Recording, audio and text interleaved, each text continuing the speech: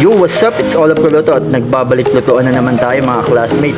So dahil di nga makapagluto si Olaf dahil maraming ginagawa. So nag-request nga pala si Bossing muna na magluto muna ako ng steak bago ako pumunta sa mga alaga ko kasi gumagawa nga si Olaf dun. So yan nga mga classmate, ang ating recipe for today ay steak. So sasamahan lang natin ng patatas to at mamarinate ko na muna mga classmate. So yan nga mga classmate, minarinate ko muna yung ating steak na niluto. So ito ipapakita ko na rin sa inyo mga classmates kung yung ating mga ingredients na ilalagay natin sa ating pagmamarinate. So syempre medyo maingay nga pala dito mga classmates dahil may ginagawang bahay dito sa kabilang bakura namin.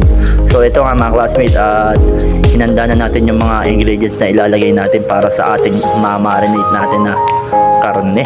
So yan nga yung request ni Bossing. At maraming ang ginagawa si Olaf.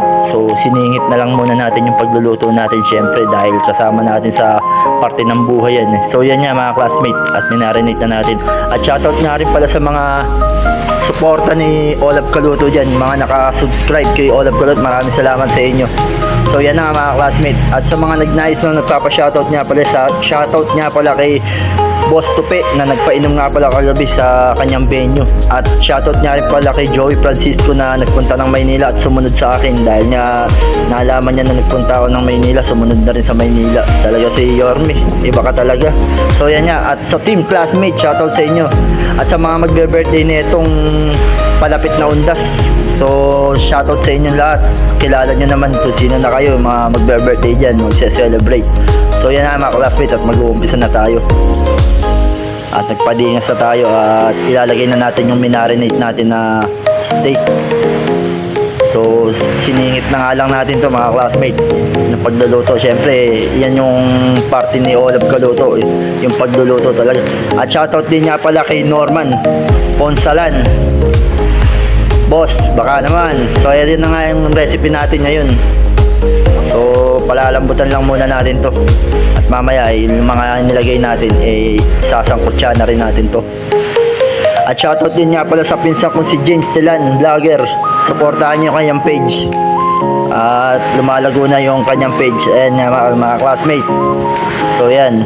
At sa Team Robin na may dating nga pala ngayon. At ito, at nagulat sila nagluluto pa ako nung pumasyal ako dyan. So yan na mga classmate, aantayin na lang natin na kumuluto. So okay na yung karne, tinignan na rin natin kung medyo malambot na. So tatakpan ko lang to ng mabilis kumulo lang.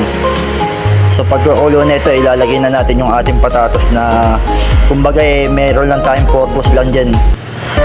Kumbaga yun ang gusto ni Bossing, maglagay lang tayo ng patatas. So yan, nilagay na natin. At inenext na rin natin yung ginayat-gayat natin na sibuyas. Kumbaga yung parang toppings lang. So nag-add na rin ako ng sugar dyan mga classmate. Yung sakto lang. Kumbaga tinansya lang natin mga kaolab. At shoutout din nga pala sa Team Red na ayan lahat, shoutout ko na. At kay Ate Netnet Fulgencio.